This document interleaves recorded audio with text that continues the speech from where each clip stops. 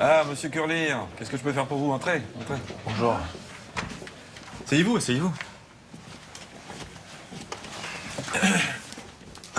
Écoutez, c'est moi qui vais m'occuper de l'enterrement de ma belle-sœur, là. Mon frère est pas en état de le faire. Et j'aurais besoin de savoir quand on va récupérer le corps. Ah, vous savez, on est un peu embêtés, nous, avec cette histoire. Vous la connaissez bien, votre belle-sœur? Bah oui, ils vivent près de chez nous, on se voit tous les jours. On est une famille, quoi. Vous avez remarqué qu'elle était déprimée ou... Franchement, non. Bon, après, ils travaillent beaucoup, ils ont monté leur boîte il y a 7 ans. Ils comptaient pas leurs heures, elle a peut-être craqué, hein, j'en sais rien.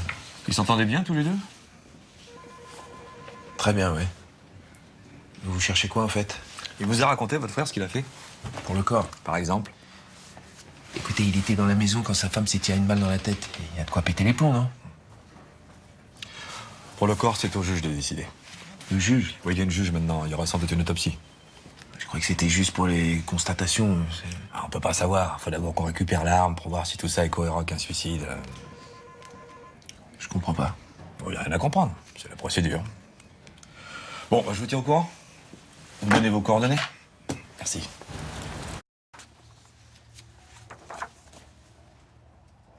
Qu'est-ce que vous en pensez, capitaine? Je sais pas, madame la juge. Je ne vois pas ce qu'une autopsie nous apporterait de plus. On leur rend le corps. Je pourrais attendre le rapport de l'expert en balistique. Oh, qu'est-ce qu'il fabrique encore celui-là? Vous lui dites de se bouger à notre expert, on ne va pas attendre jusqu'à Noël.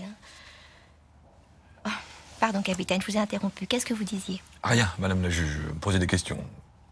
Ils vont pas l'incinérer. Non, je crois pas. Il y a un caveau curlire et ils vont l'enterrer avec sa belle-mère. Je sais pas si ça lui plaira. Mais enfin, capitaine, soyez pas ringard. Les plaisanteries sur les belles-mères, ça date. Vous n'aimez pas la vôtre? Si. Eh ben, vous voyez. Bon. Rendez le corps à la famille, mais vous posez vos conditions. Pas d'embaumement, les pompes funèbres ne touchent à rien, on ne sait jamais. Et puis engueulez aussi l'expert en balistique de votre côté. Je veux les résultats dans la semaine. Tout le monde traîne, tout s'accumule, et après on s'en sort pas. Bonne journée, capitaine. Ah, oui, pardon.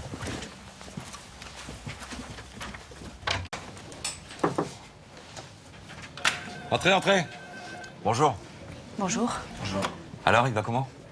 Il s'en sort sans trop de casse. On n'a pas pu le voir à cause de vous. Asseyez-vous. Non. Vous allez nous dire ce qui se passe?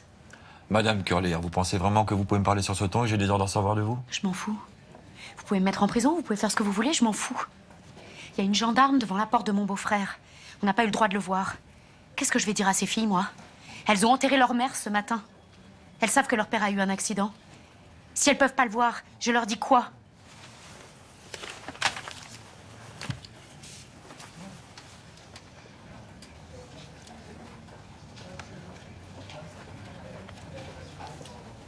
C'est quoi ces conneries? Vous avez trouvé ça où? Dans la voiture.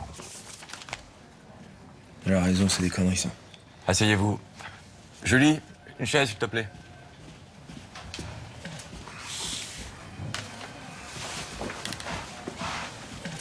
Il a signé un aveu, il a tenté de mettre fin à ses jours. Ça veut pas dire qu'il l'a tué. Ça veut juste dire qu'il se sent coupable, c'est tout. Il se sent coupable depuis le début, de toute façon. Enfin, je veux dire, coupable du suicide de Patricia. C'est normal. C'est pas compliqué à comprendre. Il a écrit « J'ai tué ma femme ». Tué. Quoi, tuer? Il a écrit ça comme... Je comprends plus rien, là. C'est pas compliqué à comprendre. Ils se sont disputés, il s'est énervé, il a tiré. C'est pas possible. Ils se disputaient jamais. Au pire, ils se faisaient la gueule, c'est tout. C'est pas possible. De toute façon, la carabine, elle est dans le garage. Elle s'est suicidée dans sa chambre, à l'étage, vous imaginez? Il va dans le garage, il prend la carabine, il traverse toute la maison avec, et paf, il la tue. Mais attendez, ça va pas. Ça va pas du tout, ça. Bon, eh ben on va mettre tout ça par écrit. Monsieur Roland Meunier, vous avez une altercation avec Mathieu Curlier, à quel sujet? Pour le boulot, évidemment. Vous l'avez traité de cocu. Il m'a dit que je me faisais des putes à l'Est, alors forcément, c'est parti tout seul. Je pensais pas ce que j'ai dit. Vous auriez pu le traiter de n'importe quoi d'autre. C'est parti tout seul, je vous dis, j'ai pas réfléchi. Non, non, faut pas me dire ça à moi, monsieur Meunier. Quand on réfléchit pas, la première chose qui vient à l'esprit, c'est quelque chose qu'on a déjà en tête. J'ai pas une licence de psycho, moi. Hein. Moi non plus. Donc vous pensez qu'Elsa trompe son mari? Je viens de vous dire le contraire, là. Elsa est une femme très libre, Mathieu n'est pratiquement jamais là. Bah, c'est à cause de ça. Nous, les routiers, on se vanne au sujet de nos femmes. C'est con, mais bon. Vous savez qu'on va finir par l'apprendre.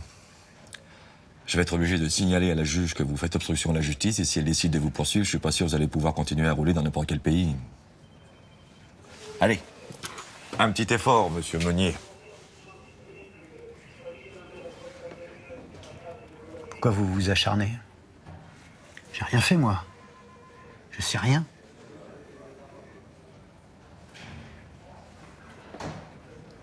Puis franchement, je sais pas ce que ça a à voir avec le patron. Dites toujours.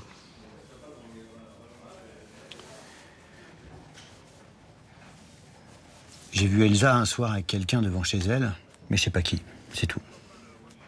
Et puis il faisait nuit, j'ai cru qu'ils s'embrassaient, je suis même pas sûr. C'était qui? Je viens de vous dire que je l'ai pas reconnu. La voiture était garée devant? Quelle voiture? Quand vous avez reconnu la voiture, petite voiture, grosse voiture? Mais il n'y avait pas de voiture. Ici, tout le monde se déplace en voiture, même pour faire 100 mètres. Il n'y avait pas de voiture. Vous allez rester à la disposition de la justice. Pas de voyage, même pour aller à Paris, rien. Je suis en congé pour une semaine. Non, pour beaucoup plus longtemps.